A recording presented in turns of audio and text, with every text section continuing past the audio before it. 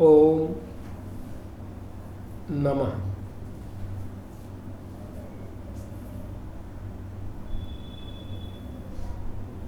नयों के भेदों का कथन करने की प्रतिज्ञा नय भेदा उच्यन्ते इस सूत्र के द्वारा आचार्य महाराज कर चुके हैं। अब वे सूत्र में नयों के 9 नाम दे रहे हैं। द्रव्यार्थिकः, पर्यायार्थिकः, नैगमः, संग्रह, व्यवहारः, ऋजुसूत्रः, शब्दः, समभिरूढः, एवं भूत इति नवनयाः स्मृताः। द्रव्यार्थिक नय, पर्यायार्थिक नय, नैगम नय, संग्रह नय, व्यवहार नय, ऋजुसूत्र नय, शब्द नय, समभिरूढ़ नय और एवं भूत नय, इस प्रकार 9 नय जानने चाहिए।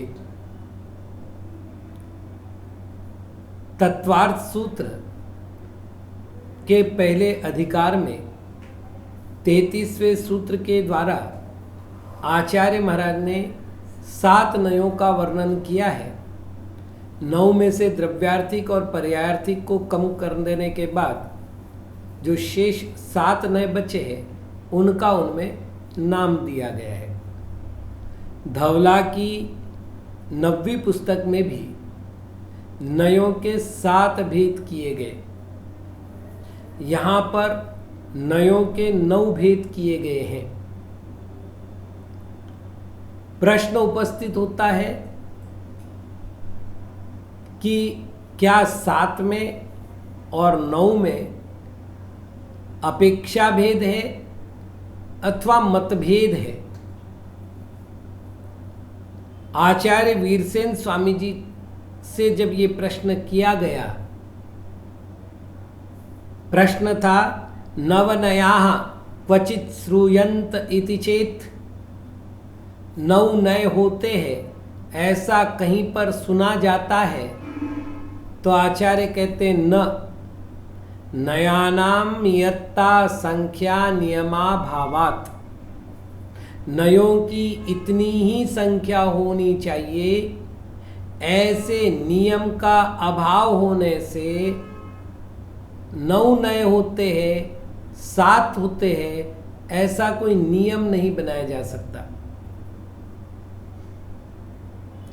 फिर भी प्रश्न है कि यहाँ जो 9 नए बताए गए हैं, तत्वार्थ सूत्र में जो 7 नए बताए गए हैं, उनमें क्या साम्य है अथवा कहीं विषमता है? इसके लिए हमें आगम ग्रंथों की शैली का अवलोकन करना चाहिए। आगम ग्रंथों में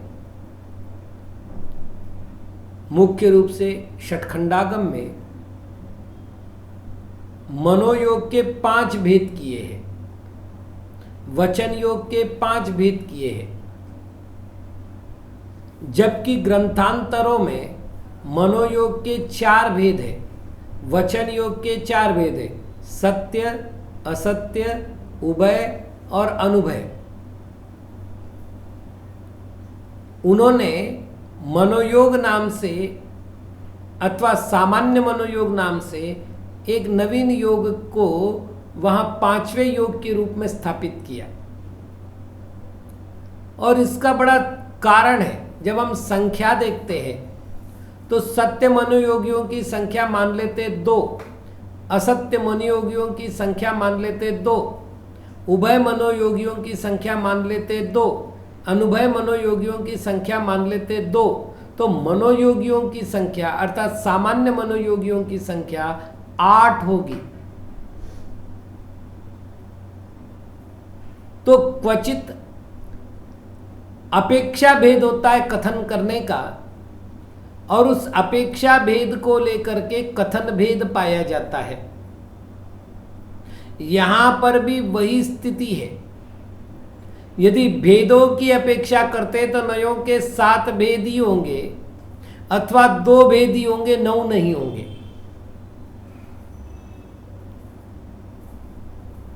7 होंगे तो आचार्य उमा स्वामी महाराज के द्वारा कहा हुआ सूत्र, उसमें वर्णित 7 नए बिल्कुल स्पष्ट हो गए, उसका अलग से करने की जरूरी नहीं। अगर इस सूत्र को भी देखा जाए तो द्रव्यार्थिक और पर्यायार्थिक को कम करके बचे हुए 7 नए वो 7 नयों के अंतर्गत आ जाएंगे। और यदि 2 भेद करते हैं तो फिर ये 2 भेदों में शेष 7 भेदों का अंतर्भाव हो जाएगा। अर्थात द्रव्यार्थिक नय में नयगम, संग्रह और व्यवहार, इन 3 नयों का अंतर्भाव होगा। और पर्यायार्थिक नय में रुजुसूत्र, शब्द, समभिरूढ़ और एवंभूत नय का अंतर्भाव हो जाएगा। इस तरह बचेंगे 2 नय अथवा 7 नय, 9 नहीं बचेंगे। लेकिन भेदों की अपेक्षा न करके यदि हम संज्ञा की अपेक्षा करते हैं, नामकरण की अपेक्षा करते हैं, तो फिर 9 नाम हो जाएंगे, जैसा कि सूत्रकार ने यहां दिया है। तो इस प्रकार से नयों के 7 भेद भी होते हैं, 2 भेद भी होते हैं और 9 भेद भी होते हैं। और ऐसा करने बाद भी परस्पर में कोई भी अंतर नहीं आता, विरोध नहीं आता। अब टिप्पणकार जिन एक एक नय की चर्चा कर रहे हैं, हम उसकी अपेक्षा से एक एक नय की चर्चा करें। सबसे पहले द्रव्यार्थिक नय का ग्रहण सूत्रकार ने किया है और टिप्पणकार कहते हैं द्रव्यमेवार्थः प्रयोजनमस्येति द्रव्यार्थिकः। द्रव्यम एव अर्थः,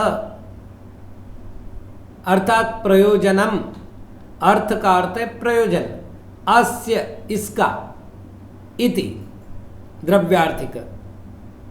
शब्द शास्त्र के अनुसार द्रु धातु से द्रव्य शब्द बना है। अर्थ शब्द के साथ इकर्ण प्रत्यय का प्रयोग हुआ है।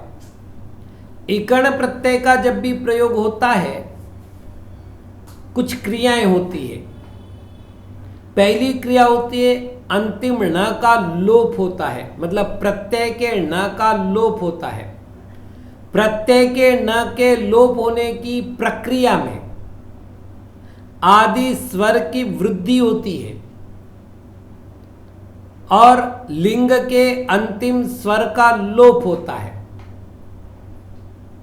तो अ के स्थान, मतलब अर्थ शब्द है, अ के स्थान पर आ हो गया और थ के अ का लोप हो गया और उसमें इक मिल गया तो बना आर्थिक।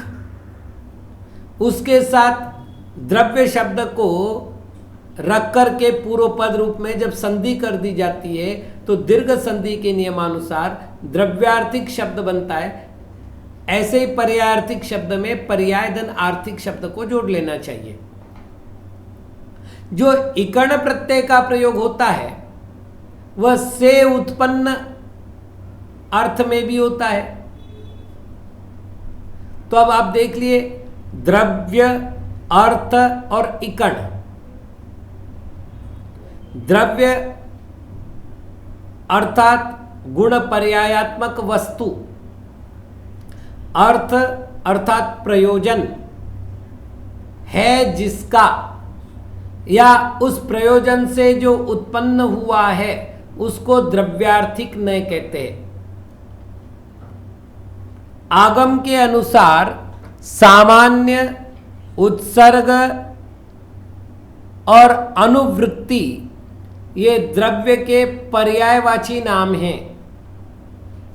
उनको प्रयोजन बना करके जो नय प्रयुक्त होता है उसको द्रव्यार्थिक नय कहते हैं। राजवार्तिककार आचार्य अकलंक महाराज के अनुसार, जिसमें पहले तो हम निर्णय करें कि वस्तु हमेशा द्रव्य पर्यायात्मक होती है, अर्थात वस्तु में सामान्य और विशेष धर्म दोनों युगपत पाए जाते हैं। उनमें से पर्याय धर्म को बिल्कुल गौण करके, आचार्य अकलंक महाराज के अनुसार पर्याय धर्म की रूप आंख को मूंद करके हम उसके स्थान पर करें पर्याय को गौण करके और द्रव्य के प्रधान बना करके जब वस्तु को देखा जाता है, जाना जाता है, तो उसे कहते द्रव्यार्थिक नय। इस द्रव्यार्थिक नय का उदाहरण हम दे सकते हैं सोना। किसी पुरुष को ये कहा जाए कि हमें 1 किलो सोना खरीदना है, तो वो फिर कटक लाए, कुंडल लाए, हार लाए, बाजूबंद लाए, कुछ भी लाए, उसकी दृष्टि में सोना सोना होगा, हार कुंडल आदि नहीं। वो 1 किलो तोल देगा। अब आप देख लीजिएगा, एक धनवान व्यक्ति परिस्थिति वशात धनाभाव का अनुभव करने लगा।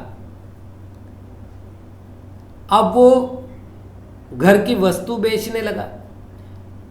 दुर्भाग्य ऐसा आया कि एक दिन उसे सोने का गणपति बेचना पड़ा। अब वो दुकान पर गया और उसने सुनार से कहा, भैया सोना क्या भाव है? सुनार ने अपना भाव बता दिया।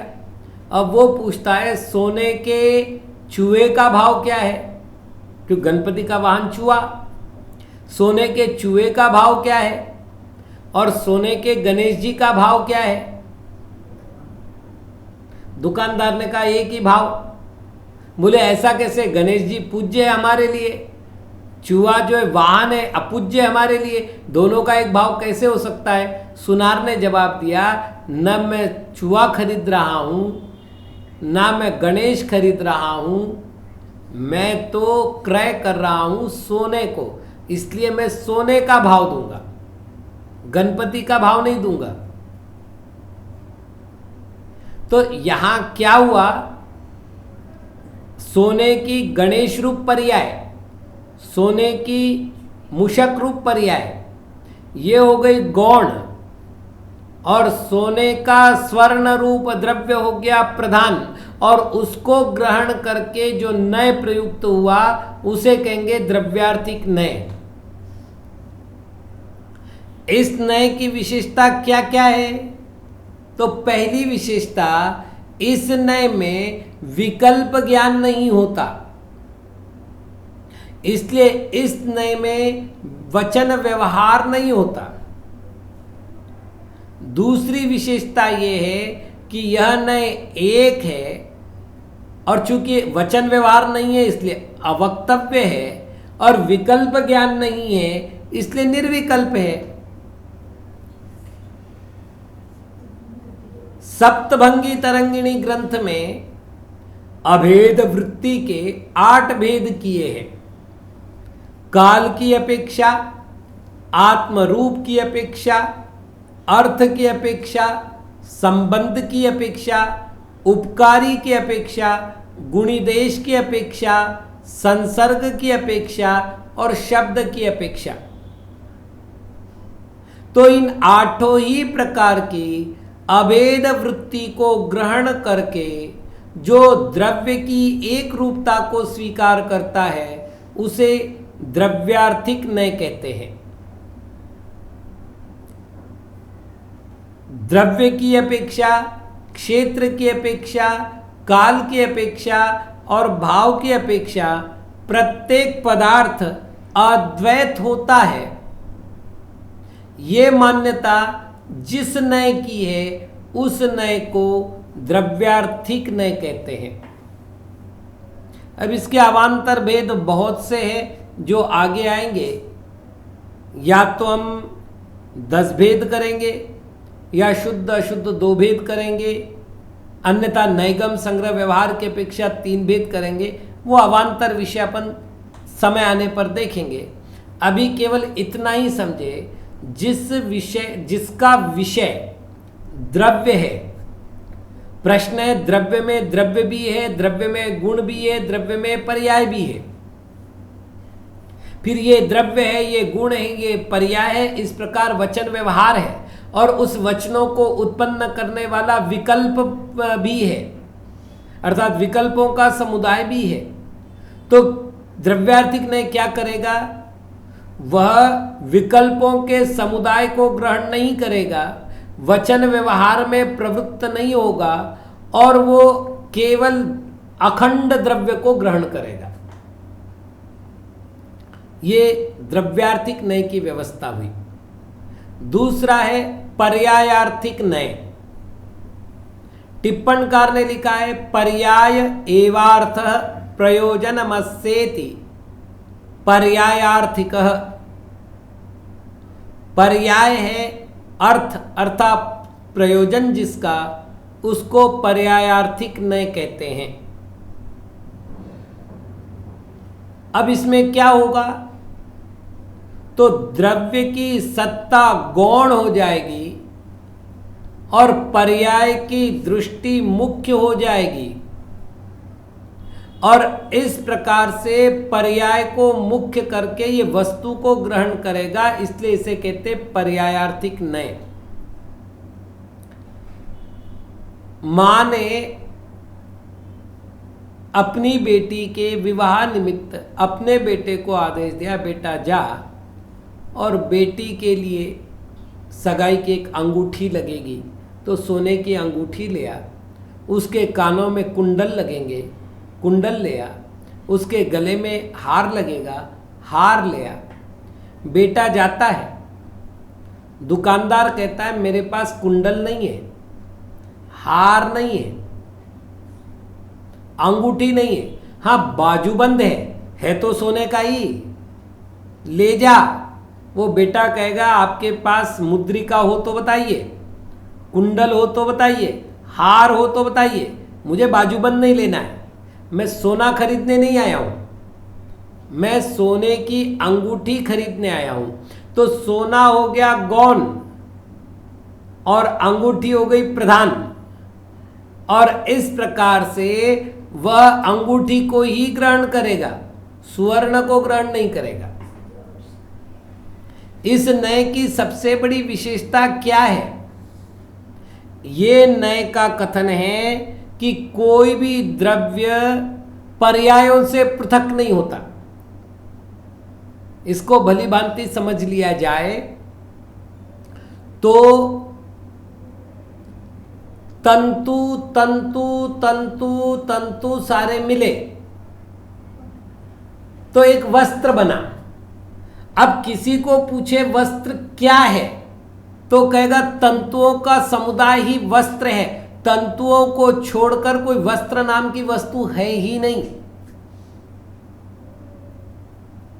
पर्यायार्थिक नय का कथन है पर्यायों को छोड़ करके द्रव्य का कोई अस्तित्व ही नहीं है, अतः पर्याय ही द्रव्य है और चूंकि उसको पर्याय ही दिखाई देती है अतः वह पर्याय को ही ग्रहण करता है। इसके यदि भेद किए जाए तो सामान्य रूप से शुद्ध पर्यायार्थिक अशुद्ध पर्यायार्थिक 2 भेद हो जाएंगे, रुजु सूत्र शब्द संविरूढ़ एवं बुद्ध 4 भेद हो जाएंगे, अथवा जैसा कि इसमें कहा 6 भेद भी है। तो कुल मिलाकर के अनेक प्रकार से भेद किए जाते हैं। तो हमने मूल 2 नयों की चर्चा की, द्रव्यार्थिक नय और पर्यायार्थिक नय।